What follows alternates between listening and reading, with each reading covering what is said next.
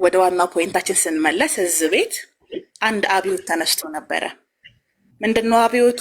የቤተ ክርስቲያንና የመስጊድ በር የያዛችሁ ሰዎች እባካችሁ አንደኛውን በር ልቀቁ የሚል ነው። አንለቅም ካላችሁ በግድ እንድትለቁ እናደርጋችኋለን የሚል መፈክር እዚህ ቤት ነው የተነሳው። ታውቃላችሁ መቼስ ኮረሪማዎችዬ በደንብ ታውቃላችሁ። እና ምን ተፈጠረ? በተነሱት ሀሳቦች ውስጥ እንደ ተጠቂ በጣም ሪያክት አድርገው ነበረ፣ እንደ ተጎጂ አልቅሰው ነበረ። እኛ የምናነሳቸውን ሀሳብ ቤታቸውን ከፍተው እንደ ተበዳይና እንደ ተጠቂ የደረሰባቸው ነገር አድርገውትም እንኳ ቢሆን በእኛ በኩል መነገር እንደሌለበት ሲያወሩ ነበር። እኛ ግን አስቀድመን አይ አንዱን በር ትለቃላችሁ፣ ቶርኒዶ የሚባል ነገር አለ፣ ሁለቱንም በር ክፍት አድርገህ ለቶርኒዶ ተጋላጭ ስለምትሆን አንተ ካለቀቀው እኛ እናስለቅቀሃለን ነው ያልነው። የተናገርነው ይሄንን ነው። በዚህ ሀሳቦቹ ውስጥ እንደ ተጠቂ በጣም አልቅሰዋል። ብዙ ሀሳቦች ተነስተዋል። ብዙ ሰዎች የተለያየ ነገር ተናግረዋል። ብዙ ነገር ነው የተፈጠረው ታውቃላችሁ። ስለዚህ እኛ እንደ 665 ተቋም ያደረግነው አንድ ነገር ነው። ምንድን ያደረግነው? መድረኩን እንልቀቅላቸውና መድረኩን ፍጥነት ስለሚገል በራሳቸው ሀሳብ ይሙቱ አለ እና ይህን የገደመ ባጽዮን ደግሞ ተስማማ። መድረኩን ለቀቅንላቸው። መድረኩን ስንለቅላቸው ሌሊትም ቀንም ነው የሚያወሩት። ስለዚህ መጨረሻ ላይ በራሳቸው ሀሳብ እንዲወድቁ ነበር የፈለግነው። ቤዛ ቤት በራሳቸው ሀሳብ ወደቁ። ከቃሉ ጋር ናችሁ።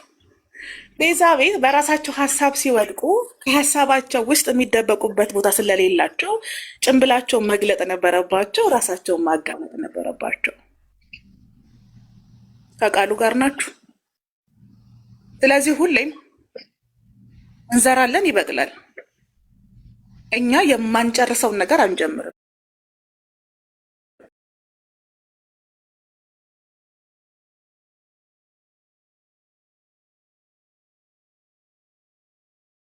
ተወስጄ ነው። ለዚህ ነው ማምረቻው መዘጋት አለበት፣ ድንጋዩ መንከባለል አለበት የሚለው ባርኮድ በስህተት የተባለ አይደለም፣ አደገኛ ቋንቋ ነው። ቋንቋውን ግን የእሱ ሀሳብ ሳይሆን የእናንተ እቅድ እንደሆነ አድርጎ አውርቷል።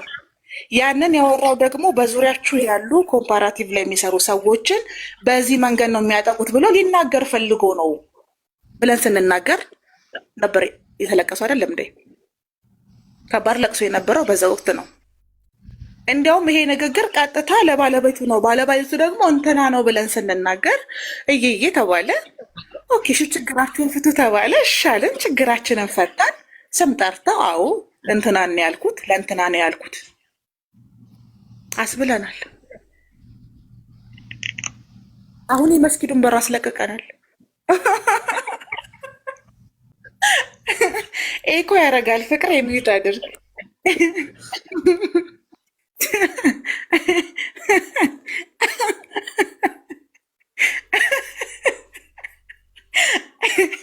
አስፈላጊ ከሆነ እጅ ይቆረጣል እኮ ነው ያለው። በሩን የያዘውን እጅ እንቆርጣለን። እንደዚህ ነው የተናገርነው። ሂዱና ትለቃለህ ወይ ትቆረጣለህ አይነት ስታይል ነው የተጫወትነው። እንደዚህ ነው የምናደርገው። ስለዚህ በእነዚህ ንግግሮች ውስጥ በጣም ኮንፊውዝ የሆኑ የተጨናነቁ ሰዎች ለእኛ ምን አይነት ኢሜጅ መስጠት ፈለጉ? እነሱ የቴስት ናቸው፣ እኛ መናገር አይችሉም። እኛ መናገር የሚችሉት እነንትና ናቸው። እነንትና ካልተናገሩን ግን እነሱ የመናገር መብት የላቸውም ሲባል ኦኬ ብለን እሺ ዝም አለን። ዝም ስንል የተፈጠረው ምንድን ነው? ራሳቸው መናዘዝ ጀመሩ። ተጠቂዎቻችንን ወይም ደግሞ ታዳኞቻችንን ሰፊ መድረክን የሰጠናቸው 24 ሰዓት የሚያወሩት እነሱ ናቸው፣ እኛ የለንም። እያንዳንዱ ወሬያቸው ግን እያንዳንዱ ሀሳባቸው ግን የራሳቸው ጉድጓድ ውስጥ እንዲገቡና ማንነታቸው እንዲጋለጥ ነው ያደረገው ማለት ነው። ስለዚህ እዚህ ቤት ነው የተጀመረው። እዚህ ቤት ነው ተጠቂ፣ እዚህ ቤት ነው ተበዳይ፣ እዚህ ቤት ነው ተጎጂ መስለ የነበረው። ግን ጥያቄ ለእናንተ 514 ሰዎች እኛ ልክ አልነበርንም ወይ? ጥያቄው ለእናንተ ነው ካልናቸው ውስጥ እኔ በጣም ፓፓራዚዎች ካደረሱኝ ቪዲዮዎች ከተናገርኳቸው አንዱም የቀረው የለም። ባቢ ሀሳብ ከሰጣቸው ውስጥም አንድም ስህተት አልነበረም።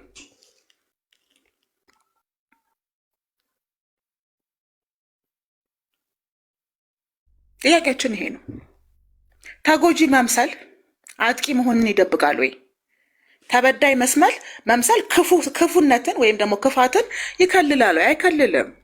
አይከልልም። ለዚህ ነው ለምንናገረው ነገር ኃላፊነት ወስደን ስለምንናገር ዛሬ ቤታችንን እንድንከፍት ሰዓት የለንም። ቱ ቢሆንስ እንደነገርኳችሁ ማለት ነው። እና ቤቱን እንድንከፍት ያደረገን እዚህ ቤት ነበር አይነት ነገር የተናገርነው ኦልሬዲ። አሁን በቃ እንደዚህ ነው፣ ወጥተናል ከእስልምና ለቀንላችኋል። ኦፍኮርስ እኛ ደግሞ ከወጣችሁ ቆይታችኋል። እንድትናገሩ ነበር የፈለግነው። በትክክለኛው ጊዜ ተናገራችኋል። በራሳችሁ ሀሳብ እንድትወድቁ ነበር የፈለግነው። እኛን ተደግፋችሁ ነበር የምታለቅሱት። የእኛን ቀሚስ ነበር ይዛችሁ የምታለቅሱት። ቀሚሳችንን ስንደበቅባችሁ ራሳችሁን አጋለጣችሁ። ከዛ ቤዛ ቤት በራሳችሁ ሀሳብ ወደቃችሁ። ቤዛ እኮ ይሄኔም እንደተወራው ጠይቀት አታስታውስም። እየበላሽ ነበር የዛን ቀን የኔ ልዕልት። እና ቤዛዬ ቴንኪዩ በዚህ አጋጣሚ ለሁኔታዎች ሙቹ ስለሆንሽ ቤትሽን ስለከፈትሽ በአንቺ ቤትን ስለሆነ የተደረገው ክሬዲቱን ለአንቺ መስጠት እፈልጋለሁ። ቴንኪዩ ቤዛ። ለዚህ ነው ባክቴሪያዎችም ጥቅም አላቸው እምላችሁ ሁሌም ቢሆን። ምን ታስባላችሁ?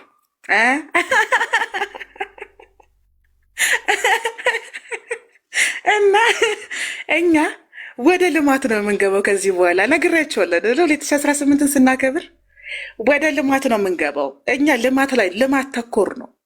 ሁሌም ህግን መሻርና ህግን ማጽደቅ ከሚችሉ ጎኖች ሁሌም ሲስተም ውስጥ እንገባለን። ፕሮሰስ ነው፣ ፋይናል አይደለም። የፋይናል ውጤቱ ሪዛልቱ ግን ሲመጣ ሪዛልቱ ምንድን የሆነው ወተናል።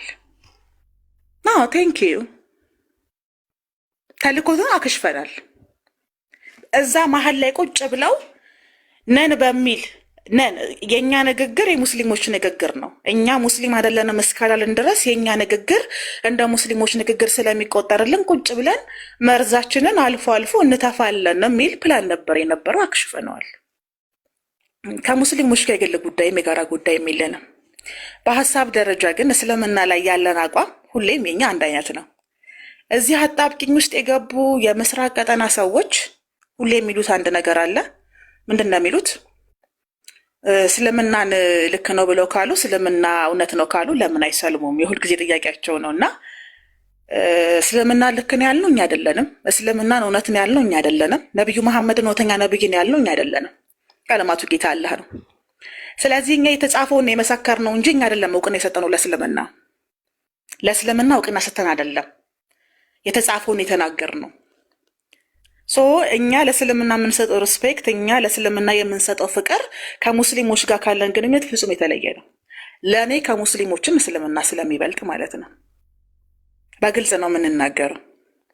መስፈርቱ በራሱ አንድ ሰው እስልምናን ሪስፔክት ሲያደርግ ልክ እንደ ራሽያው መንግስት እኮ ነው። የራሽያ መንግስት ፑቲን እስልምናንና ነብዩ መሐመድን መናገር በህግ ያስቀጣል ብለው ህግ አጽድቀዋል። እሳቸው ቤተክርስቲያን ወደ መስጊድ መቀየር አለባቸው እንድናምናቸው የማለት ያክል የሰነፋ አነጋገር ነው። ይሄ ንግግር የምስራቅ ቀጠናዎች ነው። አንዳንድ አረንጓዴ ጎርፎች እነዚህን ሀሳቦች ሲያራምዱ ስላየው መልሱ ከእናንተ ጋር አይገናኝም ነው። አስምሬ ነው ሁሌ ነው የምናገረው። ለእናንተ አዲስ አይደለም ንግግሬ። እስልምና ለእኔ ከሙስሊሞችም ይበልጣል። ከሙስሊሞች ጋር ያለኝ ኮሚኒኬት ለእስልምና ካለኝ አቋም ጋር በፍጹም የሚገናኝ አይደለም። የኔና የእናንተ ግንኙነት በሀሳብ ላይ የተመሰረተ ነው። ካልተግባባን አልተግባባንም። ቁርአንና ሀዲስ የሚናገራቸው ነገሮች ግን ለእኔ መመሪያ ናቸው። ስጠየቅ የተጻፈውና ያነበብኩትን መልሼ ይናገራለሁ። ባቢም እንደዛው ነው። 4 ነጥብ። ከቃሉ ጋር ናችሁ። ስለዚህ ይሄ ለእናንተ የእኛ የእምነት ድህነትን ጉዳይ የማረጋገጥ አይደለም። እኛ አይደለንም ነብዩን እውነተኛ ነብይ ናቸው ያልነው። እስልምና እውነተኛ ሃይማኖት ነው ያልነው እኛ አይደለንም። የተባለውን መልሰን ስለተናገርን መስፈርት ልታስቀምጡልን አትችሉም። ምስራቅ ቀጠናዎች ይሄ ለእናንተ ነው። እኔ የኢየሱስ ወዳጅ ነኝ ስል በጣም ትናደዳላችሁ። አይ ነው ኢየሱስ የኃጢአተኞች ወዳጅ ነው ስትባሉም በጣም ትበሳጫላችሁ። ምክንያቱም ራሳችሁን እንደ ተራራ ቆፋሪና እንደ ሞቱ ቅዱሳን ስለምትቆጥሩ ነው። በተመሳሳይ መልኩ ከፕሮቴስታንቶች ጋር በነበረንም ጥሩ ግንኙነት ምን ይላሉ? ኢየሱስን የሚወዱ ከሆነ ክርስቲያን መሆን አለባቸው እኮ፣ ጌታን ይቀበሉ። ይህንንም ልመልስላችሁ ሰው እንግዲህ እኛ ኢየሱስን የምንወደው ኢየሱስ ስለሚወደን አይደለም። እኔ ሞሮፍ ኢየሱስን የምወደው መልሶ ስለሚወደኝ አይደለም። ወይም ደግሞ ኢየሱስ የምወደው ከዘላለም ሞት ስለሚያድነኝ አይደለም። ኢየሱስ ዓለም ላይ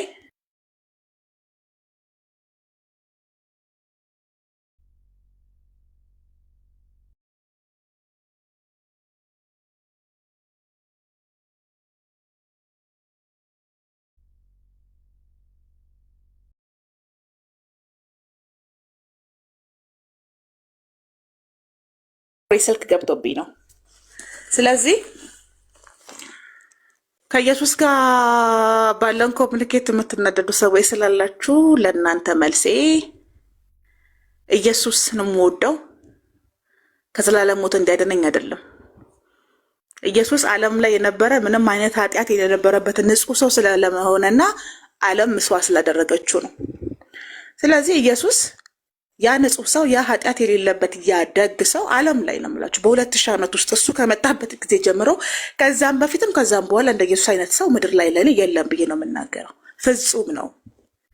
ስለዚህ እንደዚህ አይነትን ሰው የ33 ዓመት ወጣት የገደለች ዓለም ላይ ስለምኖር በታሪክ ውስጥ ራሱ ስሜት የሚሰጥና ጥሩ ነገር ኢየሱስ ብቻ ነው ለኔ። ስለዚህ ለምንድን ነው ኦፓል ክርስቲያን መጥቶኝ? ምክንያቱም የሞተበት ምክንያት ከኔ ጋር ስለሚገናኝ ነው። በእናንተ አስተምሮ የሞተው እኮ ለአንቺ ኃጢአት ነው ካልከኝ አልቀበልም። ጥፋተኝነት ነው የሚሰማኝ። ስለዚህ ሞትሽን የሞተው እንዳትለኝ፣ በራሴ ጊዜ ራሴ እሞታለሁ በኃላፊነት። ከፈለኩ ራሴን አጠፋለሁ፣ ከፈለኩ ሞት ይገለኛል። ስለዚህ ከኢየሱስ ጋር ያለኝ ኮሚኒኬት በእናንተ አሰራር የማልወስደው ኢየሱስ የሞተበት ምክንያት እናንተ ናችሁ ስለምትሉን ነው አይደለም። ኢየሱስ እኔ ምራቄ እንድትሞት አልፈልግም ለኔ ብላ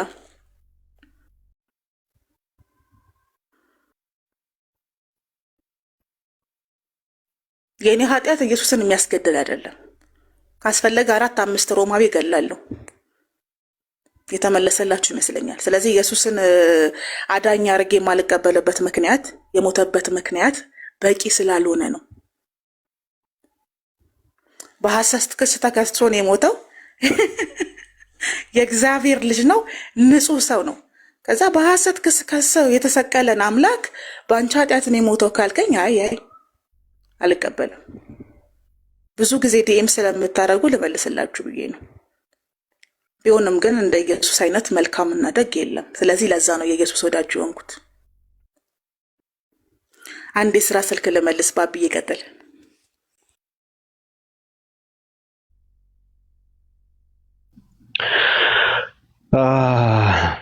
እሺ እኔም እየተጻጻፍኩ ነበር እዚህ ጋር የሆነ ሰው ጋር ቅዱሳን እንዴት ናችሁ?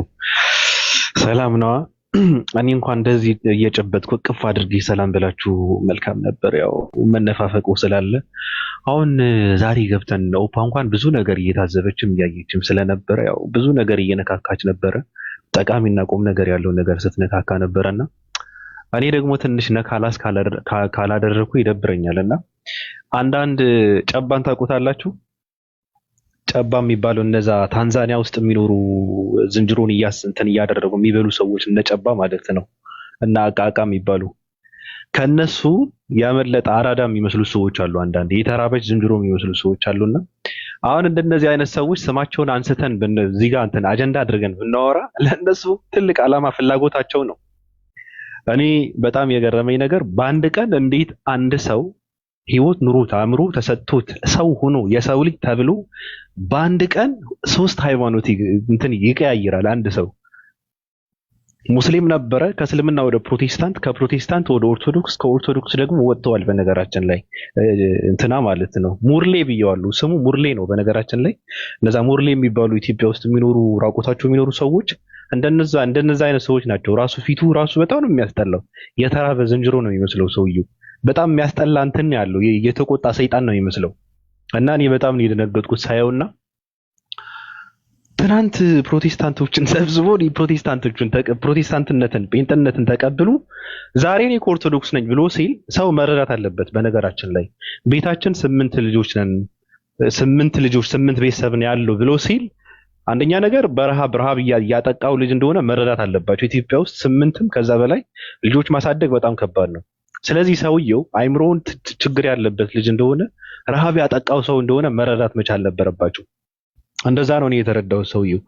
ሲቀጥል ደግሞ ቤታችን ተበጥብጠዋል ብሎ ሲል ሃይማኖት ምን ማለት እንደሆነ አልገባቸውም እነዚህ ሰዎች። እምነት ምንድን ነው? ሃይማኖት ምንድን ነው? ኢየሱስ ማን ነው? ድንግል ማርያም ማን ነች? ክርስትና ምንድን ነው? እስልምና ምንድን ነው? አያውቁትም። እርግጠኛ ነኝ አያውቁም።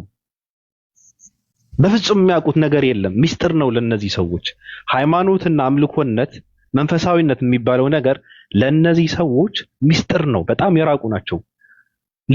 ሊረጉም አይችሉም። አንድ ሃይማኖት ውስጥ ሊቆዩ አይችሉም። እነዚህ ሰዎች ፍላጎታቸው ትኩረት ነው። እዚህ ጋር ይሄ ቲክታክ ውስጥ ገብቶ አጀንዳ መሆን፣ የነሱ ስም እየተነሳ መወራት ለነሱ ትልቅ ነገር ነው። ስለዚህ እኔ አደራ የምለው ምንድነው እንደነ ሙርሌ አይነት ሰዎች፣ እንደነ ከጨባ ያመለጡ አራዳዎች፣ የተቆጣ ሰይጣን የሚመስል ፊት ያላቸው አንዳንድ ሰዎች ስማቸውን እያነሳቸው የሚያወሩትን ሁላ ሪከርድ የተደረገ ፖስት ባይደረግ ይሄ ትልቅ ስራ ነው። ለሃይማኖታችሁ ክብር ካላችሁ፣ ለሃይማኖታችሁ ቁም ነገር መስራት የምትፈልጉ ከሆነ፣ ሃይማኖታችን ላይ የሆነ አበርክቶ ማበርከት አለብኝ ብላችሁ የምታስቡ ከሆነ ማንንም ሰው እኮ ነው ፕሮቴስታንትም፣ ኦርቶዶክስም፣ ሙስሊምም ሁላችሁንም እንደነዚህ አይነት ሰዎች የነዚህ አይነት ሰዎች ድምጽ ሪከርድ እያደረጋችሁ ፖስት ማድረግ የለባችሁም። ፍላጎታቸው ይሄ ነው። እነሱ የሚፈልጉት እነ ሙርሌ የሚፈልጉት ይሄ ነው። በቃ እነ ጨባ የሚፈልጉት ይሄ ነው። ምንም ሌላ ዓላማ የላቸውም። እርግጠኛ ነኝ። በነገራችን ላይ ወጥተዋል እኮ ከፕሮቴስታንትነት ወጥተዋል። አሁን ከኦርቶዶክስ ነኝ ያለውም ራሱ ይወጣል። ስለዚህ እናንተ ማድረግ ያለባችሁ እነሱ የሚፈልጉትን መሆን የለባችሁም። እነሱ የሚፈልጉት ሪከርድ እንዲደረጉ ነው። ሪከርድ እያደረግ ፖስት የምታደርገው ከሆነ ትክክል አይደለም፣ አግባብ አይደለም። ግብአት ባትሆኑ መልካም ነው። ሲቀጥል እኔ በጣም የሚገርመኝ አንዳንድ ሴቶች አሉ። እኔ ሴቶች ያሳዝኑኛል በእውነት። እኔ እርግጠኛ ነኝ ወይ አንድ አህያ ወይ አንድ ናይጄሪያዊ አምጥቼ ቁጭ ባድርግ እዚህ ጋር 665 ነኝ ቢል አንድ ናይጄሪያዊ ወይም አህያ ተከትለው ይመጣሉ። እርግጠኛ ነኝ። እነ ስማቸው አይጠራ ማለት ነው። ፍላጎታቸው በቃ እንትን ነው። ይሄ በቃ ምንድን ነው እየደወለ የሆነ ነገር እንደዛ አይነት ነገር ነው። ስለዚህ እኔ ኦርቶዶክስ በጣም ነው ያሳዘነችኝ። ኦርቶዶክስ በዚህ ሰዓት ቂጥ ነች። ከቂጥ ጥሩ መዓዛ የለም ይላል አንድ ደራሲ ኢትዮጵያ ውስጥ። ቂጥ ጥሩ መዓዛ የለውም ይላል እና ምንድን ነው ማተላለፊያ ይሄ ቂጥ ነው የሆነችው ኦርቶዶክስ። የገሙ ሰዎችን የሚወጡባት እንትን የሆነችው። ፕሮቴስታንቶችም እኔ ለሃይማኖታችሁ ክብር ካላችሁ ማንንም የገማ ማንንም የወደቀ የጨቀየ ማንንም ለራሱም ለቤተሰቡም ለሃይማኖቱም የማይታመን ክብር የሌለው የገማ ትውልድ ባትቀበሉ መልካም ነው። ትርጉም የለውም እኮ የበሰበሰ ትውልድ እየሰበሰብክ የምታፈራው ምንም ትርጉም የለውም እኮ። እንደነዚህ አይነት የገሙ ሰዎችን እየሰበሰባችሁ ቲክታክ ላይ ፖለቲካ መስራት ምንም ፋይዳ የለውም፣ ትርጉም የለውም። ጠንካራ ፕሮቴስታንት እንዲፈጠር የምትፈልጉ ከሆነ ጠንካራ እውቀት ያለው አቋም ያለው ትውልድ ነው መሰብሰብ ያለበት። ፖለቲካን እንኳን መስራት ብትፈልጉ ቁም ነገር ባለው ሰው የሆነ የሚረባ ነገር ከውስጡ የሚወጣ ሰው እንትን ማድረግ መቀበል መቻል አለባችሁ። እስኪ በቃ አንፈልግም የሚባለውን ነገር ሃይማኖተኞች ነን የምትሉ ሰዎች፣ ሰባኪ ነን የምትሉ ሰዎች አልቀበልም የሚባለውን ነገር እስኪ ትንሽ እንትን ማለት መጀመር አለባችሁ። እንዴ ከአንደኛው ክፍለ ዘመን እኮ ነው። ዝም ብል አይ እመጣለሁ እገባለሁ ካለ ችግር የለውም እኛ ኃላፊነታችን መቀበል ነው ምናምን እያልኩ ሃይማኖትህ ውስጥ ችግር እየፈጠርክ ነው። የፖለቲካ ዘመን ፖለቲካ የሚሰሩ ሰዎች ተልኮ ያላቸውን ሰዎች እየተቀበልክ እገባለሁ ካለ መግባት አለበት ብለህ በረን ከፍተህ የምታስገባቸው ከሆነ ፖለቲካ ነው እየተሰራብህ ያለው። ስለዚህ ፖለቲካ እንዳይሰራ አንደኛ ነገር ፖለቲካ ለሚሰሩ ሰዎች ቀድመው ነቅተው እንትን የሚያደርጉ ሰዎች ክብር መሰጠት አለባቸው። እውነት ለመናገር በጣም ብዙ ነቅ የሆኑ ሰዎች አሉ እንደነንትና ማለት ነው። አንደኛ ነገር ለነሱ ቦታም ክብርም መሰጠት አለባቸው በእውነት። ሲቀጥል ደግሞ ማንንም ሰውም ራሱ መንቃት መቻል አለበት። ትክክል አይደለም ፖለቲካ የሚሰራ ሰው እኔ የውስጡን አምላክ ነው የሚያውቀው የሚባለው ነገር እኔ አላምንበትም። እንደነዚህ አይነት ዘገምተኛ ሰዎች የእንስሳ ሰው ሆነህ የእንስሳ አመለካከት ያላቸውን ሰዎች ፍላጎት ቀድመ የማትረዳ ከሆነ በጣም ከባድ ነው። መመርመር አለብህ፣ ማንበብ መጻፍ አለብህ ማለት ነው። ስለዚህ አንዳንድና ሙርሌ ሰዎችም ሲመጡ ፍላጎታቸው ምንድን ነው ብለህ መርምረህ እንመጣለን ካሉ እንኳን እንዳይመጡ ማድረግ ባለህበት ቆይ ትንሽ ማንበብ ማጥናት አለብህ ማለት መቻል አለባችሁ ብዬ ነው እማምነው። ሴቶቹ ችግር የለውም እዚህም እዛም ቢሉ ችግር ነው። ዘመኑ በነገራችን ላይ ወደ ስንት ቢሊየን ናቸው ሴቶች በዚህ ዘመን? በጣም ከባድ ነው። አንመጣጠንም፣ ወንድና ሴት በጣም አይመጣጠንምና የተጠሙ ሴቶች ናቸው። ስለዚህ እውነት ለመናገር እነሱ ማንንም ሰው ባገኙበት ማንንም ወንድ ባቆሙበት ስፍራ ላይ ቢገኙ እነዚህ ሴቶች ምንም እንዳትናገሯቸው። እኔ አልናገራቸውም። እኔ ባለፈውም ስናገራቸው የማውቀው ነገር ስላለ የሰማሁት ነገር ስለነበረ ተናግሬያለሁ። ስማቸው እንትን እያደረግኩ ማለት ነው።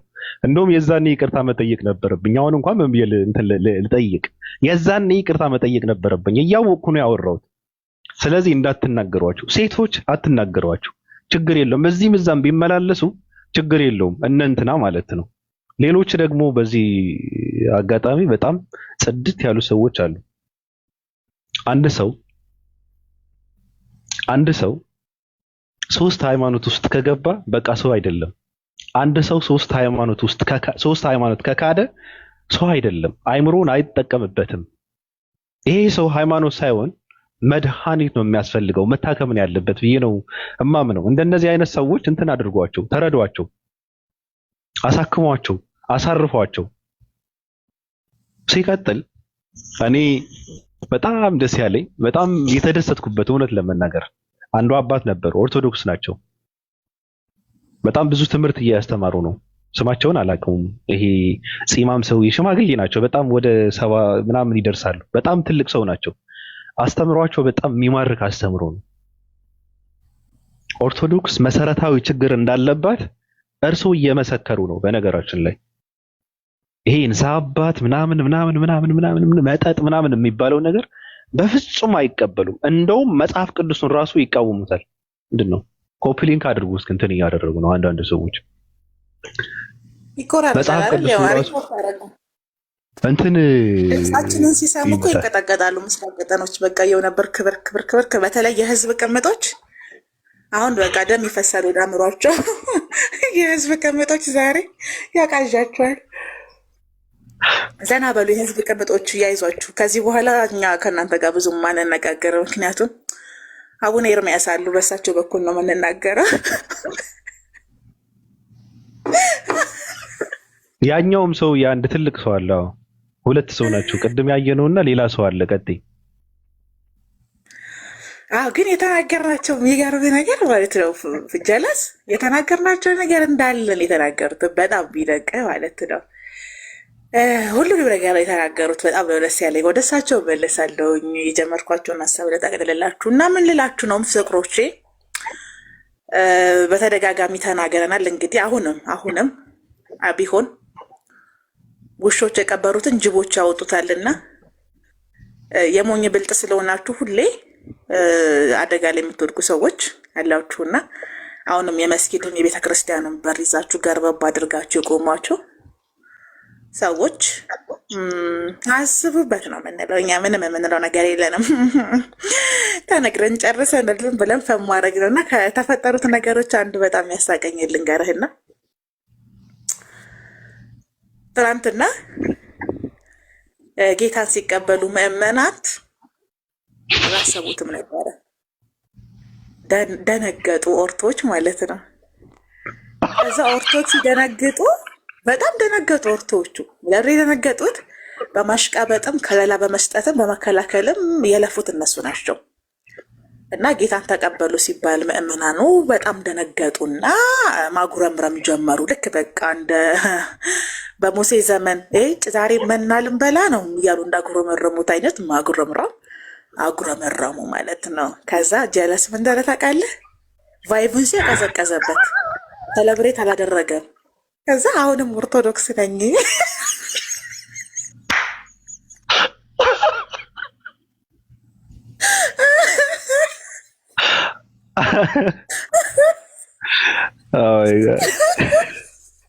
መጫወቻ የሆኑ ልጆች ኦርቶዶክስ አሁንም አልገባቸውም። እነሱ እንደዛ ብሎ ሲላቸው ለምን እንደሆነ አልገባቸውም። ቀጥይ ከባድ በዘመን ማለት ነው። በዚህ በጣም የሰለጠነ እንደዚህ አይነት ሞደርን ዘመን የለም አሁን ላይ። ኦርቶች ከረሚል ቻኮሌት ተሳጊተህ ከረሚላ በሰጣቸው አይለዩም። በጣም በጩኸትና በባዶነት ውስጥ የተሞሉ ስለሆኑ ማስተዋል የሚባል ነገር የላቸውም። እና ኢቭን ያንን የተነገረበት ራሱ ኢንቴንሽን አልገባቸውም። በቃ እኔ ሞትኩ። ደነገጠ ሲያይ ቫይቡ እንደጠበቀው አይደለም። ምክንያቱም እውነተኛዎቹ ኦርቶዶክሶች ወንጌል አማኞችን ጠል ናቸው፣ አይወዷቸውም። ቤተክርስቲያናቸውም ጭምር ሆነ ነው የምናገረው እኮ መንፈቅና አብዝታ ስትጠላ መናፍቅ ብላ የምትጠራቸው ካቶሊኮችን፣ ኮፕቲኮችን ወይም ደግሞ ሙስሊሞችን አይደለም ፕሮቴስታንቶችን ነው፣ ወንጌል አማኞችን ነው። ስለዚህ ለኦርቶዶክስ ሁሌም የጀርባ አጥንት እንዲሁም ደግሞ በተመሳሳይ ምርት ልጆቿን የምትበላብኝ ብላ የምታስበው ወንጌል አማኞችን ስለሆነ አይዋደዱም። ሲጀመር ጴንጤ ከመሆን ብሞት ይሻለኛል ነው የሚሉት ከኦርቶዶክስ ክርስቲያን ብጠይቃቸው ይህን ያህል ነው የምልህ። ገብቶሃል አይደለ? እኔ ወንጌል አማኝ ከመሆን ፕሮቴስታንት ብሆን ብሞት ይሻለኛል ብለው የሚናገሩ ሰዎች ናቸው። ገባህ አይደለ? ያ ማለት እንግዲህ አስበው 666ቱ መጽሐፍ የአጋንንት አስተምሮ ነው። ኢቭን እንትና ልደተ ቃል ካረቀ ምናምን በፊት ማስተዋል የመሰከረችለት ኢየሱስ ሐሰተኛ ኢየሱስ ነው ብሎ ሲናገር እኔ እንዴት ልቡ ደም እንደረጨለት አላውቅም። ገባክ? እና ማስተዋል ማለትም በቃ የዛ ቦታ ላይ የተናገረችው ነገር ብዙ ሰው እየሰሙ ስለነበረ ብዙ እያሳየ ስለነበረ ያለው ቫይቭ እንዲስተካከል አልተፈለገም። እና ይሄን ያህል ጸረ ኢየሱስ ናቸው። ማስተዋል የተናገረችው ኢየሱስ ሐሰተኛው ኢየሱስ ነው፣ እኛ እናውቀውም። እግዚአብሔር ይቀጣል። ዘፍጥረት ላይ የሚቀጣ ነው። እግዚአብሔር ስታከብር ያከብርሃል፣ ካላከበርከውም እግዚአብሔር ያዋረድሃል። አይደለም ሰው ማለት ተዋረዳለህ ነው። ምንም አዲስ ነገር አይደለም። የሁለተኛ ሳሙኤል ላይ ያለ ነው። በቃ እግዚአብሔር የምታከብረው ያከብራል። እግዚአብሔርን ካላከበርከው እግዚአብሔር አይደለም ያዋርድ፣ ራስህ ትዋረዳለህ። በቃ ዓለም ያዋርድሃል። መናገር የፈለገችም ከዚህ ኮንቴክስት ነው። ይሄ ደግሞ አዲስ ነገር አይደለም። ራሳቸውም አባቶቻቸውም የሚናገሩት ነገር ነው። እና ልክ ማስተዋል ስትናገረው ልክ በቃ የሆነ ሌላ ታሪክ አስመስለው ያ ኢየሱስ አደገኛ ኢየሱስ እንደሆነ አድርገው የሚናገሩ ሰዎች ናቸው። ስለዚህ ይህን ያህል ልዩነት ኖሯቸው የእነሱን ኢየሱስ የእነሱን አስተምሮ ይህን ያህል የሚጠሉና የሚፈሩ ሆነው ለምንድን ነው ቲክቶክ ላይ አብረው የተቀመጡ ስትል እድሜ ለሙስሊሞች ገባ ምን ያህል ፓወር እንዳላቸው ሙስሊሞች ሁሌ ነው የምናገረው። በዚህ አጋጣሚ በግድ ባልና ሚስት እንደሆኑ ያደረጓቸው አማራጭ አልነበራቸውም። ሙስሊሞችን አታክ ለማድረግ እስልምና ለመስራት ግዴታ እጅ ለእጅ መያያዝ ነበረባቸው። ተያይዘውም አልተሳካላቸውም። የሚገርምህ ነገር ማለት ነው ጣቶቻቸውን የቆሰሉት። ግን በየመሃሉ አሁን እኔ ፕሮቴስታንቶች ወንጌል አማኞች ምናምን አላይም ያን ያህል ለቤተ ክርስቲያኗ ለኦርቶዶክስ የበዛ ጥላቻና ተቃውሞ ሲኖራቸው በአምልኳቸውም ላይ ሲናገሩ አልሰማም። እንደውም መዝሙሮቻቸውንም ይጠቀማሉ። ኢየሱስን የሚያመሰግን የትኛውንም መዝሙር ይጠቀማሉ። እዚህ ጋር ግን ስትመጣ ያለን የነበረ ነው ጥላቻቸው። ዘመንም የሚሽሩ አይደለም የሚለወጥም አይደለም። እና በዚህ መሀል ላይ ሆኖ እነሱ ለፍተው ከዛ እሱ ጌታን ተቀበልኩ ሲል በጣም ነበረ የደነገጡት፣ በጣም ነበር የደበራቸው። ከዛ እንደደበራቸውና ደስ እንደላላቸው ሲያይ ጀለስ እኔ እኮ አሁንም ኢማጅን እንግዲህ ጌታን የግል አዳኝ አድርገህ ተቀብለህ ከዛ ደግሞ ትንሽ ቆይተህ እኔ እኮ አሁንም ኦርቶዶክስ ነኝ ብለህ ሚዲያ ላይ ስትናገርና የተናገርክበት ምክንያት ራሱ ማስረዳት ሲያቅትህ ከባድ ነው። እኔ ለዚህ እኮ ነው የአእምሮ ጤናችሁን ጠብቁም ብለው። የአእምሮ ጤና መጠበቅ ትልቅ ጥቅም አለው። ማይ ፋሚሊ አሁንም እላችኋለሁ የአእምሮ ጤናችሁን ጠብቁ። ግን ምን ብዬ ጽፌ ነበር መሰለህ? እኔ ለአንድ ወዳጄ ጌታን ተቀበለ እኮ ምናምን ጀለሶች እኮ ጌታን ተቀበሉ ብላ ስጽፍልኝ መንፈሳቸው እኮ ሞቷል አልኳት። ደግሞ ሁሌ ነው የምነግራችሁ አሁንም ወደፊትም። ለዚህ ነው አቡነ ኤርምያስ የሰጡትን ኢንተርቪው አቡነ ኤርምያስ የተናገሩትን ነገር ወስደው ወደ ተግባር ከቀየሩት ባቢ የመትረፍ እድላቸው ከፍተኛ ነው። አብዛኞቹ ማህበራዊ ሚዲያ ላይ ከምንም በላይ ቲክቶክ ላይ ያሉ ኦርቶዶክስ ክርስቲያኖች የጠፉ ክርስቲያኖች ናቸው። መንፈሳቸውም እየሞተ ነው። ገባ? ለምሳሌ ጥላቻና ኢየሱስ በፍጹም አብሮ የሚሄድ ነገር አይደለም። ባቢ ሁሌ ነው የምናገረው። ኢየሱስን የግል አዳኝ አድርገህ ኢየሱስን አምላክ አድርገህ ክርስቲያን ሆነ ክርስቶስን ለመመሰል እየጣልክ ጥላቻ፣ ስድብ፣ ቧልት፣ ፌዝ የምታወጣው ነገሮች በሙሉ ተቃራኒ ናቸው። በቃ ተቃራኒ ናቸው። በዚህ ውስጥ ነው ቅድስናቸውን መንፈሳቸውን የሚያጡት ማለት ነው። ከዛ ያ ባዶነታቸው ስለሚያሰቃያቸው ሁሌ እንደተንከራተቱ እነዚህ ሰዎች የሳይኮሎጂ እርዳታ ሁላ ነው የሚያስፈልጋቸው። በስርዓት ቁጭ አድርጎ አቡነ ኤርምያስ እንደተናገሩት አስቀምጠው ሳይኮሎጂካሊ መጽሐፍ ቅዱስ መማር አለባቸው። ምን እንዳሉ ታውቃለህ? አቡነ ኤርምያስ መጽሐፍ ቅዱስ መማር አለብን፣ የአባቶቻችን ሃይማኖት ብሎ የሚቀበለን ሰው ከዚህ በኋላ አይኖርም አሉ። ይሄን ሁሌ ነው የምናገረው። ምን አለ? አዎ ትክክል ገብቶሃል? ምን የአባቶቻችን ሃይማኖት ነው ብሎ የሚቀበለንና የሚያስቀጥልን የለም። መስራት አለብን፣ ማነጽ አለብን፣ ማስተማር አለብን አሉ። ትክክለኛውን ቤዝመንቱን መጽሐፍ ቅዱስን ማስተማር አለብን። ዳዊትና ውዳሴ ማርያም የእምነቱን መሰረት አያሳይም አሉ። ጽንሰ ሐሳቡን አይገልጽም አሉ። ትክክል። እና ሸሪድን ቢሆን እኮ መጽሐፍ ቅዱስ አንብቦ ብሉይና ሐዲስ አንብቦ ነው ወደ ዝማሬዎችን ወደ ሌሎች ነገሮች የገባው። ስለዚህ መቅደም ያለበትን አላስቀደምንም፣ ከመጨረሻ ነው የጀመርነው አሉ። እና እነዚህ ነገሮች ከገባቸውና ከነቁበት የሚድኑበት ነው። ማህበራዊ ሚዲያ ላይ ያሉት የሚድኑበት ነው። ግን የሚድኑ ሰዎች አይደሉም። ለምን መሰለክ? ማስተዋል ኢየሱስ ያድናል ብላ ስትናገር ከዛ ክሬዲቷን መውሰድ ፈለገና አዶናይ ማርያም ማርያም ብሎ ጮኸ። ይሄው አዶናይ ንጉሳችን ነው ብሎ መጡ። እነዚህ ሰዎች እኮ ጸጉሩ ረዘም ያለ አንድ ነጭ በባዶ እግሩ ቢሄድ እኮ ኢየሱስ መጣ የሚሉ ሰዎች ናቸው። በዚህ አይነት ገብቶሃል እያልኩ ያለሁት? አዶናይ ማርያም ማርያም ብሎ 3 ጊዜ ስለጮኸ ይሄ ሁሉ ሰው ኦ ያለበት ምክንያት አዶናይ እኮ ሴጋ ነበር ስሙ አይደል እንዴ?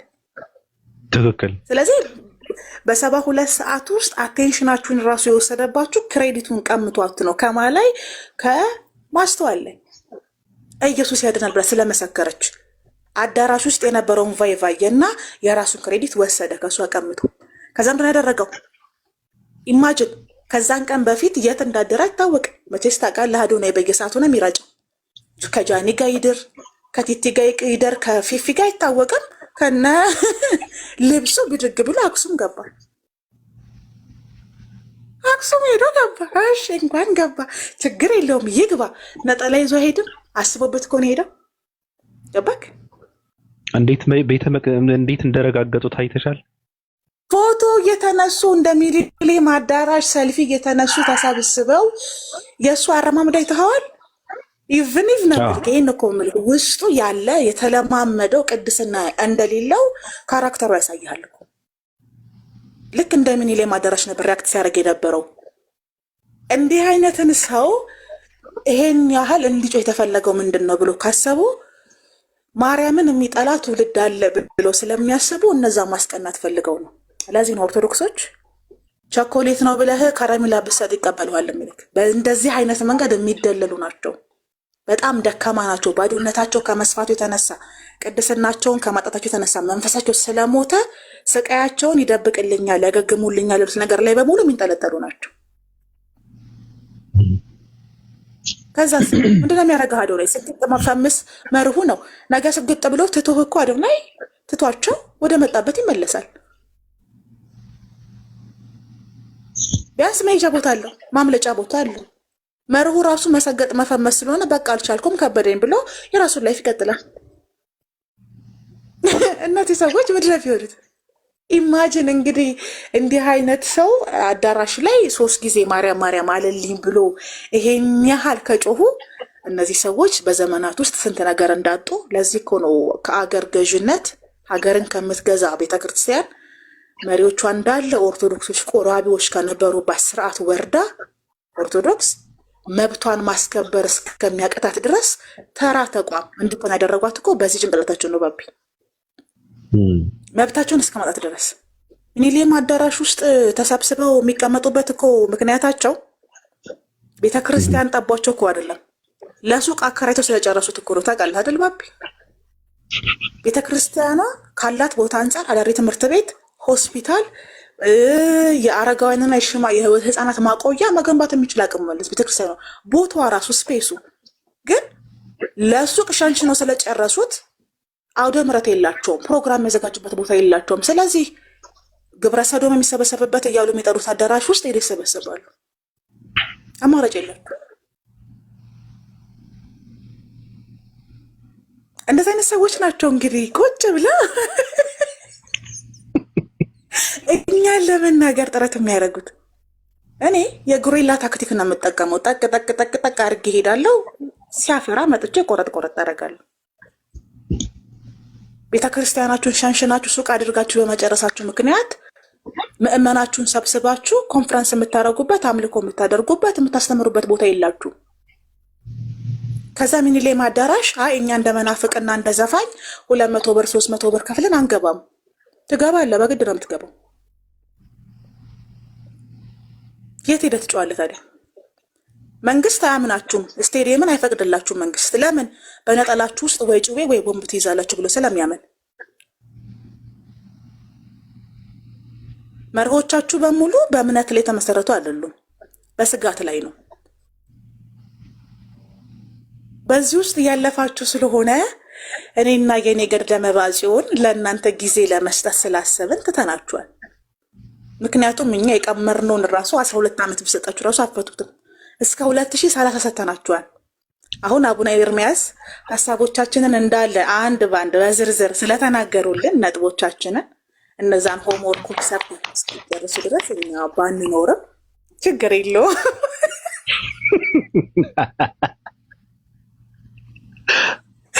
አግኝተኸኛል። ሶስት ጊዜ ማርያም ማርያም ብለን ትኩረት ስበህ ገባክ። በቃ እንደዚህ ነው። አሁን ሚዲያ ላይ የተደረጉት ታውቃለህ።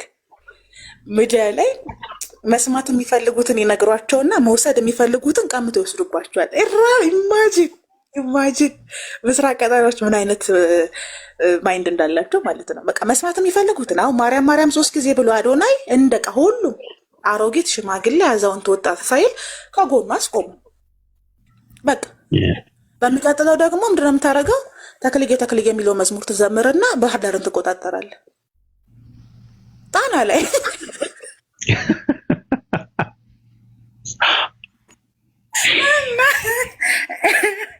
እንደዚህ አይነት ሰዎች ስለሆናችሁ በጣም ይቅርታ። ቤታችንን እንድንከፍትና ሀሳብ እንድንሰጥ ያደረገን ግን እዚህ ቤት ስለነበረ አብዮቱ የፈነዳው የመስጊድም የቤተ ክርስቲያንን በር የያዛችሁ ሰዎች አንዱን በር ልቀቁ ስላለንና የመስጊዱን በር ስላስለቀቅን ሰላብሬት ልናደርግን የመጣ ነው። እንግዲህ በራሳችሁ ሀሳብ እንድትወድቁ አድርገናል። በቀላሉ ነው የወደቃችሁት፣ ተናዛችኋል። የሚገርማችሁ ነገር እና እናመሰግናለን። ተልኳችንን ጨርሰናል። አሁን አዲስ ስትራቴጂ እና አዲስ እቅድ ነው የምናደርገው። እንደ አይፎን ቶሎ ቶሎ ነው አዳዲስ አይደል እንዴ ፍቅሬ? አዎ የኔ ሰይፈ ስላሴ አንድ ነገር ግን እዛ ጋር ምንድን ነው መናገር ስላልፈለግኩ ነው። ሁለት ሰዎች ረጅም ጊዜ የቆዩ ሁለት ሰዎች አይ ቲንክ አንዱ ከአንድ ዓመት በፊት እስልምና ውስጥ የገባ ሰው ነው። አንዷ ደግሞ አይ ቲንክ ወደ 3 ዓመት ምናምን ይሆናታል። እንደዛ ነው። ወደ 3 ዓመት ምናምን ይሆናታል። የኛን መመለስ እግዚአብሔርን ክርስቶስን ማመናችንን አይተው ወደ ኦርቶዶክስ ሁለቱም ልጆቹ በኦርቶዶክስ ናቸው። ወደ ኦርቶዶክስ ተመልሰዋልና ግን በእንደዚህ አይነት ሁኔታ አይደለም፣ ቲክቶክ ላይ አይደለም። ጀስት እኔ ኖርማሊ እንመለሳለን ያሉኝ ቴክስት ነው ያየሁትኝ። አይ ዶንት ኖ አላቃቸውም እና ጀስት ቴክስት ብቻ ነው ያነበብኩት። ሰዎች መመለስ ያለባችሁ ሰዎች ካላችሁ እዚህ መመለስ ያለባችሁ ሰዎች ካላችሁ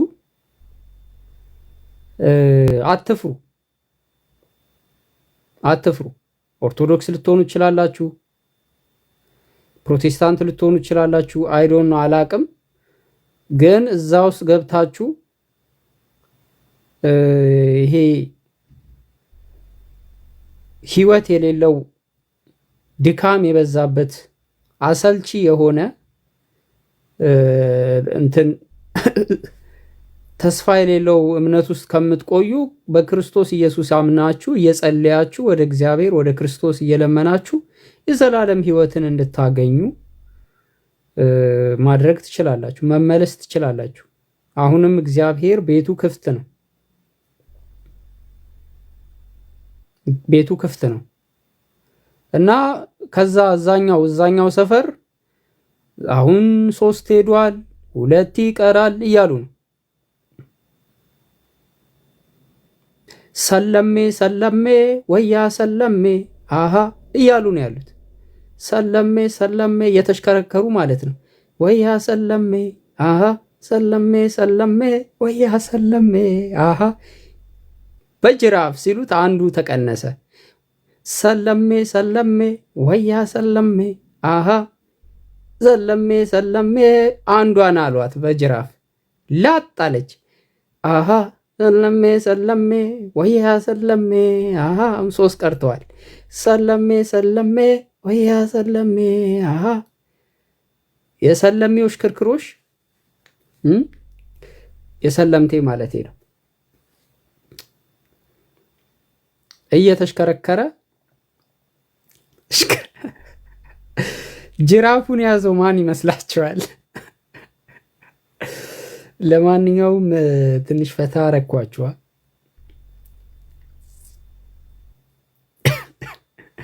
አስር አረንጓዴ ይሻላል በጠርሙስ ይሁን። አረ ተው እናንተ ሰዎች። ኢየሱስ እረፍት ነው ወገኖች፣ የምር ነው የምላችሁ። ክርስትና ውስጥ ጸሎት ሰለቸኝ ብሎ እስልምና ውስጥ ገብቶ በቀን 5 እንዴት ነው ሰው የሚጸልየው?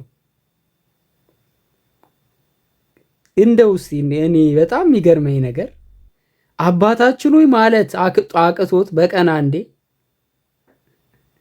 እስልምና ውስጥ ሄዶ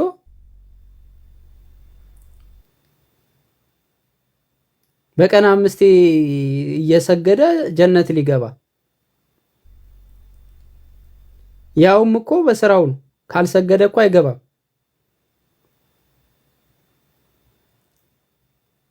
እና እኔ በጣም ነው የሚገርመኝ ክርስትናን እንዴ! ክርስትናን የመሰለ ሃይማኖት አለ እንዴ? የፍቅር ሃይማኖት፣ የግዴታ ሃይማኖት እኮ አይደለም፣ የፍቅር ሃይማኖት እኮ ነው ክርስትና።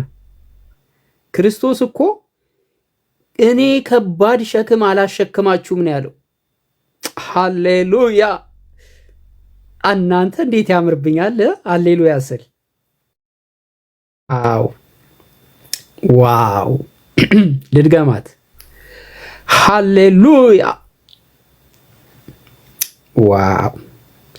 የሚገርም ነው አክሰንቴ ራሱ ሲል ልድገመው። ሃሌሉያ! እና እስቲ ካልወራው እንደው ተመችተኛል። አሁን ዛሬ በቃ ሞቅ ሞቅ ስታሞግሰኝ ነው እና ግባት። ሃሌሉያ! የክርስቶስ የሆኑት የትኛውም ቤተ እምነት ውስጥ ያሉት በክርስቶስ ኢየሱስ ሃሌሉያ! የእግዚአብሔር ስም የተባረከ የተመሰገነ ይሁን። አሜን። ሸክምን ያልሰጠን በጫንቃችን ላይ ሸክም ያላሸከመን ጌታ ክርስቶስ ኢየሱስ እኔ ሸክማችሁን እሸከምላችኋለሁ፣ እናንተ ሸክማችሁ የከበደ ወደ እኔ ኑ አሳርፋችኋለሁ ያለ ጌታ ኢየሱስ ክርስቶስ ይመስገን። የምሬን ነው የምላችሁ። እዛ ሄዳችሁ ሸክሙን አትችሉትም ነው የምላችሁ። ሰው ግን ሲገባበት ሲምፕል ነው። ዋን ባይ ዋን ነው። ዋን ባይ ዋን አንድ አምላክ ነው። ዋን ነው ሲባል ኢዚ ይገባል። ጀምር ሲባል የነብዩ መሐመድን ህይወት መኖር ሲጀምር ይንቀጠቀጣል። አንቀጥቀጥቀጥቀጥቀጥቀጥቀጥቀጥ ያደርገዋል። ሲገባ ቀላል ነው። አንዳንዶች አሉ ባይዘው እቺን እስቲ ትንሽ ነካል አርጋት ካልወራው ትሄድባታል። አንተ ደግሞ ትፈራለህ። አይ ቲንክ እዛ አካባቢ ላይ ግን እስቲ ነካል አርጋት አሉ ደግሞ አንዳንዶች። አላሁ አክበር አልহামዱሊላህ ሰላም አለይኩም። እቺ ነው የሚችሏት። በቃ ከዚህ ውጪ ሌላ አይችሉም። አንድ አመታቸው ነው። ይመቻቸው። እና እኛ ግን ያው ቢያንስ ሞክረናል። ቢያንስ ከትምህርቱም ከአቦሉም ከቡናውም ከምኑ ኤኒዌይስ ለማንኛውም ይሄ ሰውዬ ምን እየሆነ ነው? ኢቲስት ቤት ገብተህ ታወራ የለ እንዴ ስለ ክርስትና? እኛም ማውራት አንችልም እንዴ? መብታችን። እና እቺ ማሻላ ምናምን የምትለዋን የሚችሉ አሉ። እና ጋይስ ምን ልላችሁ ፈልጌ ነው፣ ለማንኛውም እኛ ክርስቲያኖች ጌታ መድኃኒት የሆነ ኢየሱስ ክርስቶስ አለን። ሸክሙን የተሸከመልን፣ መከራችንን የተሸከመልን፣ ሸክማችንን የተሸከመልን አለና ደስ ይበላችሁ። ግን አንድ ነገር ልንገራችሁ፣ እግዚአብሔርን ሁላችንም ተስፋ አንቁረጥበት። በርከክ ብለን እንኳን በቀን እንደው አንዴም ሁለቴም ሶስቴም እግዚአብሔርን እናመስግን፣ ስሙን ጠርተን እንጸልይ። የባሰ አለና ሀገርን አትልቀቅ ይላል ሶማሌ ሳይሆን ሶማሌ የተሰደደ ኢትዮጵያዊ። ተረቱም ጠፋብን እኮ ገና ምን ስሜም ይጠፋብኛል እዚህ ቲክቶክ ላይ ከቆየው። በል አሁን ካልወሮ ያንተ ተራ ነው፣ ሂድበት። ቴንኪዩ ጉዳይ በመጀመሪያ በጣም ደስ ብሎኛል። አይ አም ሃፒ። ከዛ አንዴ ቆይ ልጆች እንትና ያለኝን አይተዋል? ማ ሳላ ያለውን አይተዋል? ፖስት ያደረገው አይቼዋለሁ። እኔ አንድ ነገር ልንገርህ፣ እኔ እንኳን ክርስቲያን ሆንክ፣ በቃ እንኳን የስላሴ ስላሴ የሚለውን እንኳን ተቀላቀልክ፣ ከዛ ከድግድግ ጨለማ እስላም ከሚባለው እንኳን ወደዚህ መጣ፣ እንኳን ወደ ኢየሱስ ክርስቶስ መጣ። አሜን። ያን ድግድግ ጨለማ ጥለህ ወደዚህ በመምጣት ደስ ብሎኛል። እኔ ስሟገትም የነበረው አንዳንድ ነገር ጠልቼ ሳይሆን አንተ ነቆር ላረግ የፈለኩት በቃ ያለህበትን ነገር እንድታይ ነው። እነዛም ጥያቄዎች ከመግደል ጋር ከምን ጋር ያያያዝኩት አንተ ትክክለኛ ነገር የተናገርከው እና እንኳን መጣህልን። እኔ የትም ሁን ብቻ የኢየሱስ ክርስቶስን አምላክነት ተቀበለ፣ የአብን የወልድን የመንፈስ ቅዱስን አንዱ መለኮት በሶስት አካል የተገለጠውን እሱን ካመንክልኝ በቂ ነው። በቃ ከዚህ በላይ መፈልጋለሁ እንጂ አሁን ደግሞ ይኸውልህ ጉዳይ ትከሻን ብቻ አስፋልን ነው።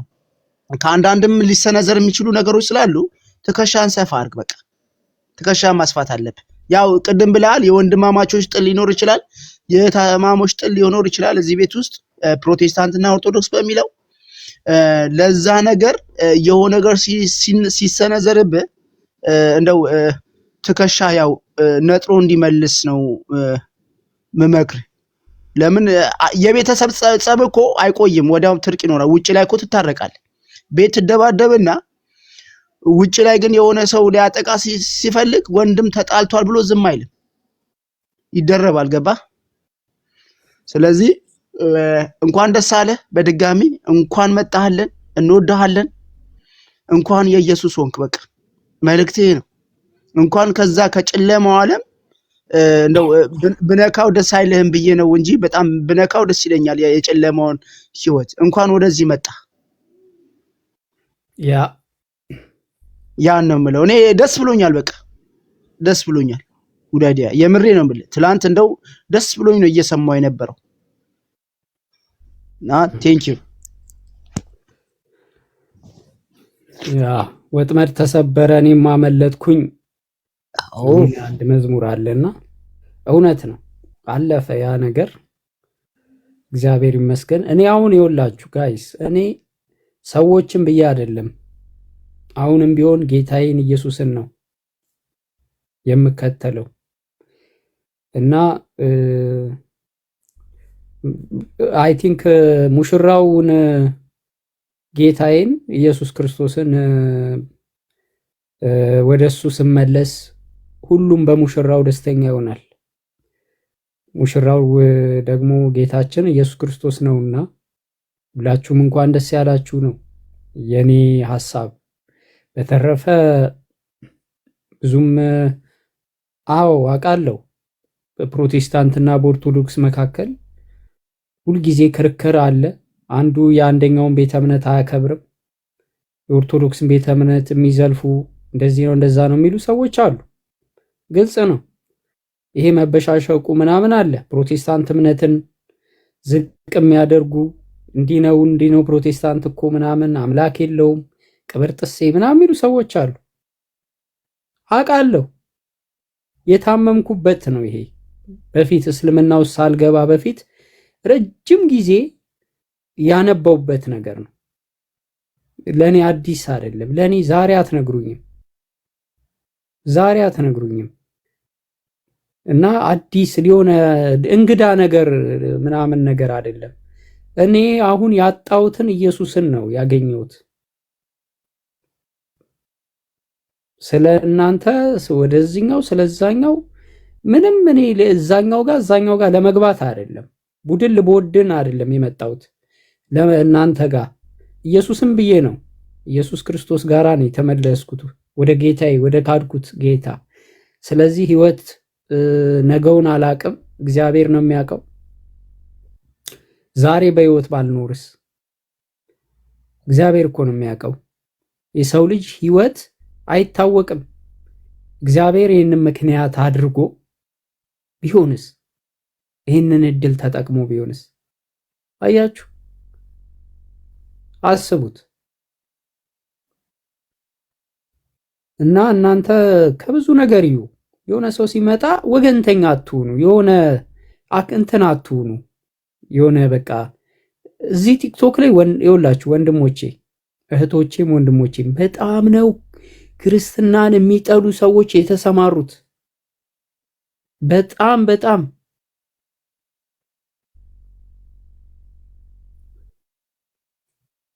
የኛ ጸብ፣ እኔ የክርስትናን ጸብ የማየው የፍቅር ጸብ ነው የምለው። በቃ ፍቅር ጸብ ነው።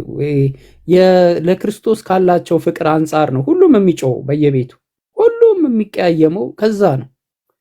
ክርስቶስን ከመውደድ ቤተ ክርስቲያንን ከመውደድ ነው፣ ከክፉ አይደለም። ግን በአስተምሮ ምናምን ላይ ሁሉም የየራሱ አስተምሮ አለው። እኔ ይኸውላችሁ ኦርቶዶክስንም ፕሮቴስታንትንም አንድ ላይ ሁኑ ምናምን እያልኩ አይደለም። እኔ ግን እንደዚህ ነኝ እንደዛ ነኝ ብዬ የሆነ ፖለቲካ መስራት አልፈልግም። አሁን እምነቴ ፕሮቴስታንት እምነት ተከታይ ነኝ። ምንድነህ ብትሉኝ መልሴ እኔ በቃ ፕሮቴስታንት እምነት ተከታይ ነኝ። ጌታን የተቀበልኩት ፕሮቴስታንት እምነት ተከታይ መምህር በሆነ ልጅ በኤፍሬም ባለጊዜው እግዚአብሔር ልኮት መጣ። ጌታን ተቀብያለሁ። ማነው ደግሞ ዶክተር ሻውልም መጡ። እዚሁ ጸሎት ጸለየውልኝ። በቃ ደስ ይላል። እግዚአብሔር ነው የላካቸው እነዚህ ሰዎች። እኔ ኑ ብያቸው አይደለም። ቤታቸው ሄጄ ቢሆን እኔ ካልወራው የሚገርም ነገር በጣም የፈራሁት ነገር ቤታቸው ሄጄ ቢሆን አስበው ፖለቲካ እየሰራ ነው የሚባለው። እንዴት ኦርቶዶክስ ሆነ በፕሮቴስታንት እጅ ጌታን ትቀበላለህ ብለው ፖለቲካ ይሰሩብኝ ነበር። ግን እኔ ቤቴ ውስጥ ሆኜ ተስፋ ቆርጬ ቁጭ ብዬ ባለውበት እግዚአብሔር እነዚህን ሰዎች ላካቸው። ተጣልቼው የነበረውን ኤፍሬም ራሱ መጣ ሳላስበው። እኔ ቤት ማንም እንደው አይንህን ላፈር ብለው ሁሉም መምህራኖች እኔ ቤት አይመጡም። ከመዝሙር ያሬድ ጋር ተጣልቻለሁ። ከነ ኢዮብ ዘሚካኤል ነው ምናምን ከነ ጋዲሳ ጋር ተጣልቻለሁ። እውነቱን ነው የምነግራችሁ። እስልምና ውስጥ ከገባው በኋላ ተቀይመውኛል። እኔም አስቀይሜያቸዋለሁ። እነሱም እንደዚህ ጭንቀት ውስጥ ሆኜ መጣው ተመለስ እንደዚህ ነው እንዴ አላሉኝም። እውነቱን ነው የምነግራችሁ። ግን አኪ ያው ለምሳሌ አኪ ምን ነው ወንድሜ ደህና ነህ ሆይ ብሎ አዋርቶኛል አክሊል። እኔ እነሱ ለራሴ ነኝ ያስቀየምኳቸው፣ እነሱ አስቀይመውኝ አይደለም። መዝሙር ያሬድንም ቢሆን እኔ በአደባባይ እሱ ዲስሪስፔክት ምናምን ያደረግኩት እኔ ነኝ። ምንም ክፉ ነገር እሱ አልወጣው ምንም ነገር። በጣም እውነቴን ነው የምላችሁ። ከበፊትም ጀምሮ አስቸግር ነበር። ሳስቸግር መዝሙር ያሬድ ነው መጥቶ የሚመክረኝ ተው የሚለኝ ምንም የሚለኝና ያውቃል መዝሙር ያሬድ። እኔ የኔን ውስጤን ያውቀዋል፣ በደንብ ነው የሚያውቀው።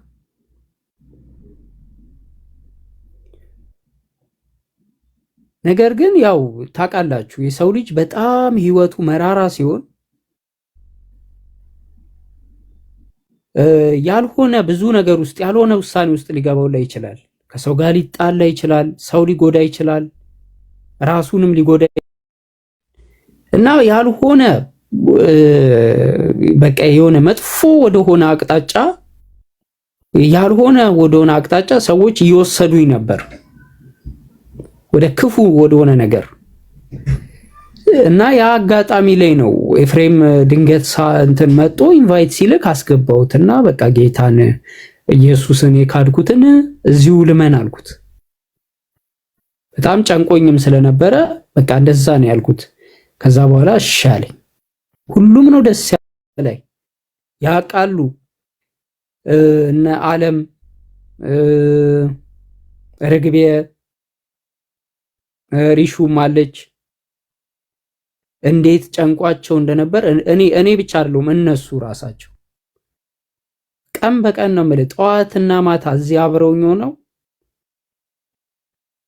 ይሄ ልጅ ይመለስ ይሆን ወደ ክርስቶስ እያሉ ሲጠብቁኝ ነበር።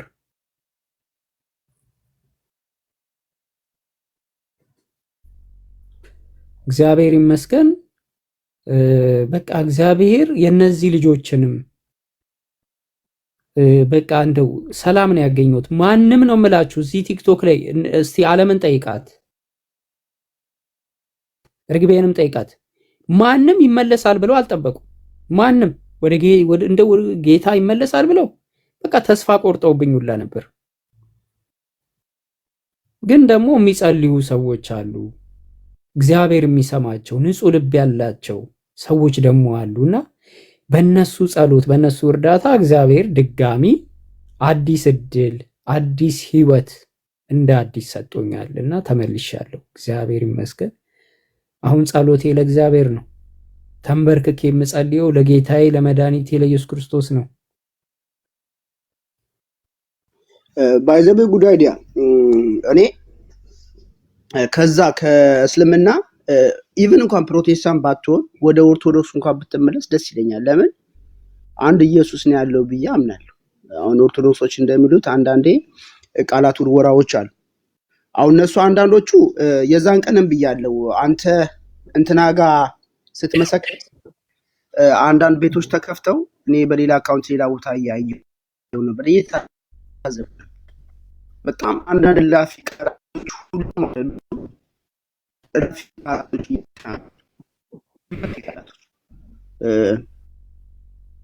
ወደ የትኛው ኢየሱስ ምናምን የፕሮቴስታንትን ማስተማር ጠንቅቆ እኛ የተሻለ ሊያውቅ ይችላል። ይህ ነገር ስል አሁንም ብሏል ፕሮቴስታንት ያመዝናል። በቃ በሞገትም ካላችሁ አሁን እሱን እንደዚህ ሆነ ማለት ድምጽ ይቆራረጣል እና ወደ ስላሴ አማኝነት መጣ ብሎ ኔትወርክ ይሆናል። አሁን ድምጽ ይቆራረጣል። ካሎራ ኔትወርክ ነው መሰለኝ። ቆይ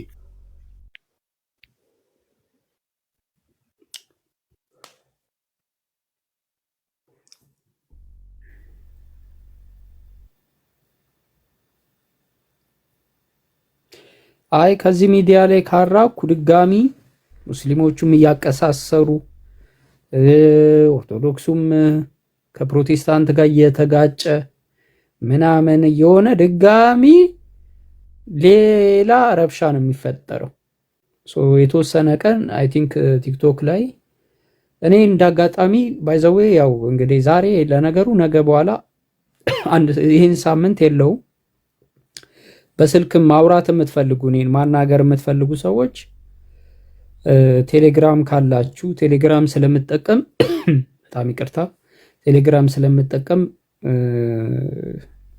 ጻፉልኝና እኔ እንትን አደርጋችኋለሁ። ቴሌግራሜ ላይ እናወራለን።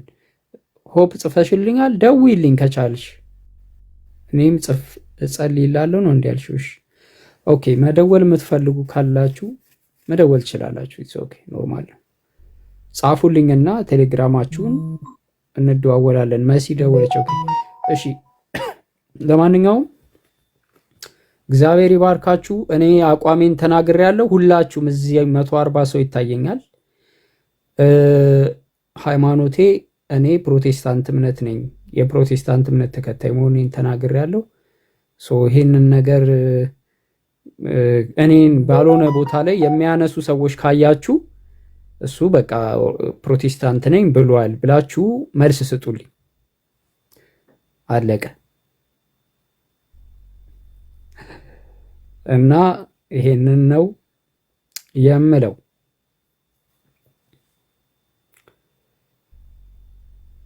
እግዚአብሔር ያክብራችሁ። በተረፈ ሚኪ በጣም አመሰግናለሁ። ኦኬ አስገባኝ እያልከኝ ነውና መጨረሻ አንተን ላዋራክና እንትን ልበል መሰለኝ ይጨርስ። እሺ አንዳንድ ልጆች አሉ በጣም እሺ ግቡ። ሰላም እንዴት ነህ? ጉዳይዲያ እግዚአብሔር ይመስገን። እንዴት ነህ?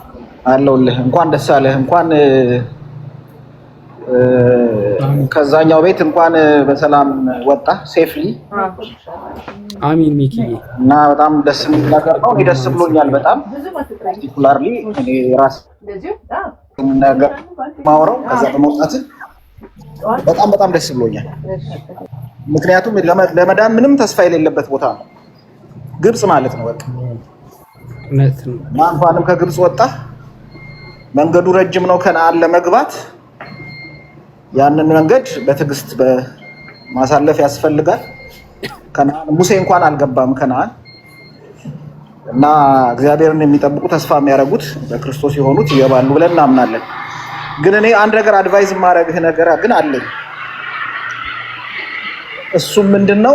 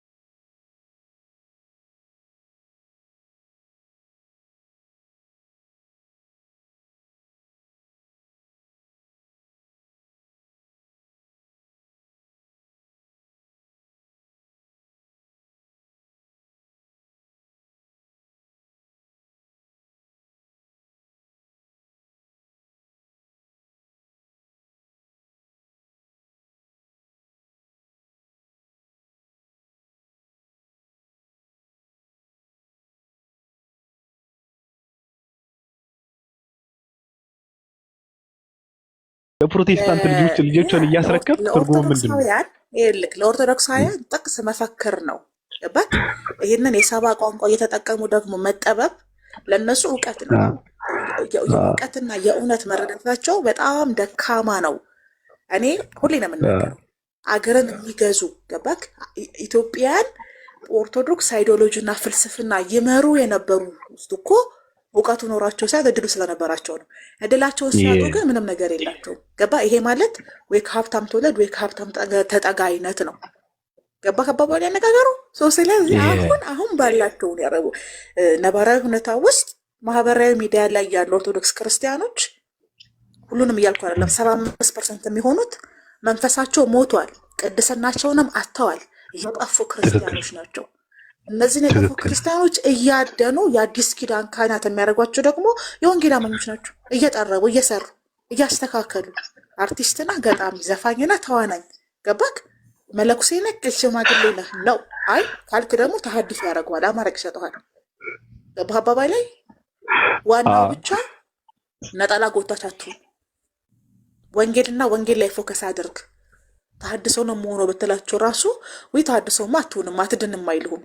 ገባህ? አንድ እርምጃ ከተራራው ወርደሃል ሰው ስለዚህ የትም ብትሄድ አታመልጠንም አይነት እድል ነው የሚፈቅዱልን ማለት ነው። ለዚህ እኮ ነው መርጌታ ማናችሁ ታስታውሷቸዋላችሁ?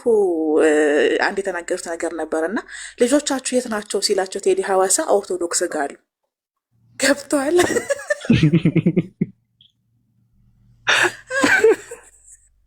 እኔ በዘመኔ እንደሳቸው አይነት ኢየሱስ የገባው ሰው አይቻለቅም። በቃ በጣም እድሜያቸው ቢሄዝም ከወጣቶች ጋር ቁጭ ብለው በሌሊት እንቅልፋተው ወንጌል ይመሰክራሉ። በጣም ጠንካራ ሰው ናቸው። ለአቋማቸው የበረቱ ሰው ናቸው እና እኔ በጣም ነው ማደንቃቸው። እና ልጆቻችሁ የት ነው ተቋም አላችሁ ሲባሉ አይ ልጆቻችን እዛው ናቸው ያሉት ነው። ገባ የትም አይሄዱም ነው እዛው ይዋለዱ ይብዙ ገባ አዲስ ከመገንባት ያለ ማደስ በሚለው አይነት ነው መርሃቸው የነሱ ታውቃለህ። ስለዚህ ኦርቶዶክስን በማደስ እንጂ አዲስ ሃይማኖት በመፍጠር ተሐድሶች አያምኑ። ወንጌል አማኞች ደግሞ አላማቸው ምድሪቷን በኢየሱስ ማውረስ ነው። ውሃውን ለውሃ ልማት ሰጥተን ህንፃውን እኛ እንቆጣጠራለን አይነት ነው የወንጌል አማኞች ስትራት። ሀገሪቷ ላይ ያለ የውሃ እጥረት ይቀንሳል። ሀገሪቷ ላይ ወንጌል አማኞች በበዙ ቁጥር የውሃ እጥረት አይኖርም። የታጠረ ይፈታል። አጥረው ያስቀመጡትን እንዳለ ለህዝቡ አሁን ጴንጤ በስንዴ አይደለም የሚያታልል በውሃ ነው። ውሃ በውሃ ነው የሚሆነው ኢትዮጵያ። እና ውሃ የማይጠፋበት አካባቢ ላይ ዞር ዞር በትሉ ብዙ ጴንጤ ያለ ማለት ነው። የታጠረ ውሃ የለም ማለት ነው። እንደዛ እንደማለት ነው። የገባቸው ናቸው። ዘመናዊ ሰዎች ናቸው። የሰለጠኑ ናቸው። ፕሮቴስታንቶች እነዚህ ጴንጤዎች በጣም የሰለጠኑ ናቸው። እውነት ለመናገር እነሱ አካሄዳቸው እኔ እንትናቸው ይሄ ብልጠታቸው አሪፍ ነው፣ ይመቸኛል። ጀግና ናቸው። ገብቶሻል?